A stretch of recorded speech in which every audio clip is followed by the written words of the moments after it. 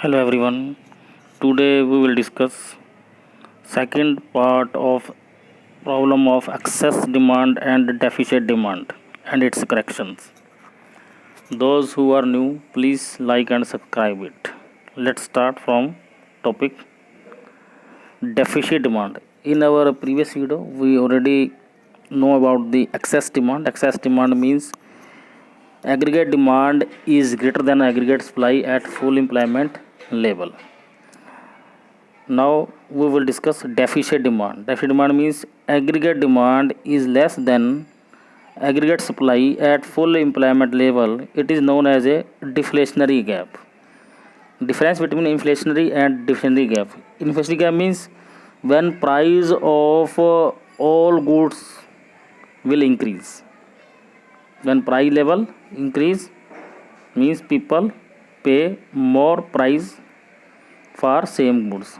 Now deflationary gap means decrease general price level in an economy. जब लगभग सभी वस्तुओं के प्राइस क्या है डाउन होना शुरू हो जाते हैं तो जो इन्वेस्टर्स के लिए, फर्म्स के लिए एंड प्रोड्यूसर के लिए क्या है एक लॉस वाली बात होती है. तो उसे बोलते हैं डिफ्लेशनरी गैप. तो उनकी इंक्रीजमेंट है वो कम हो जाती है. तो इसके बारे में पढ़ेंगे हम कि कैसे इसको करेक्ट कर सकते हैं, कौन कौन से कॉजेज़ हैं जिस कारण से मार्केट के अंदर क्या है डेफिशिएंट डिमांड की कंडीशंस आती है.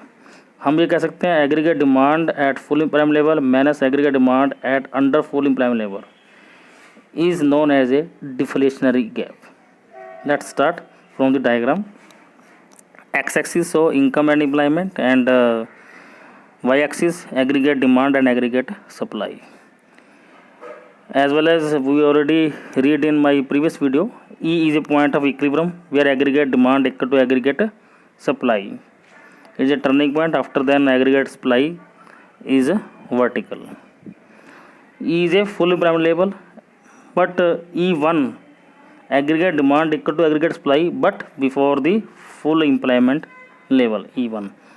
तो E और E1 difference of A and B, parallel gap difference between aggregate demand at full employment level and aggregate demand at under full employment level is A and B. A and B is a deflationary gap. अब ये gap क्यों create हुआ?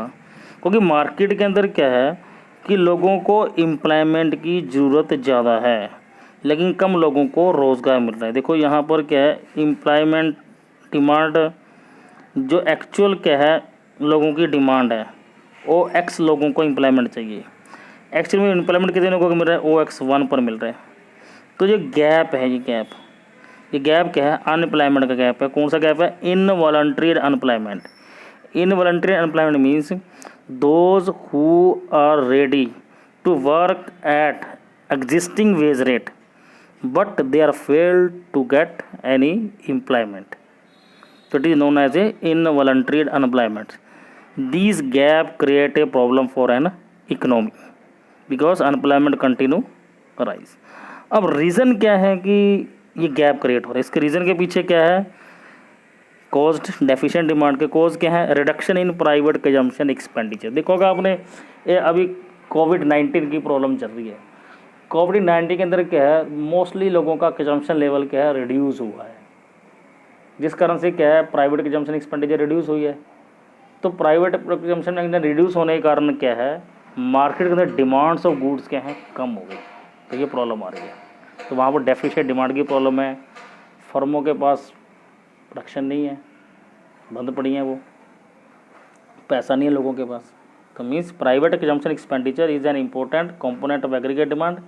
Reduction in private consumption expenditure cause to decrease in propensity to consume means MPC fall हो जाती है. जब MPC fall होगी तो एग्रीगेट डिमांड अपने आप ही क्या है कंट्रोल हो जाएगी.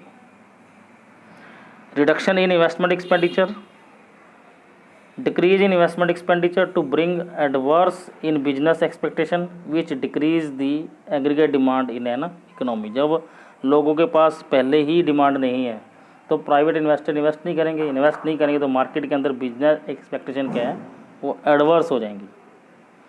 Reduction in government expenditure, government भी क्या हाथ खींच लेती है. Decrease in government expenditure decrease the process of social welfare which is also a cause of deflationary gap.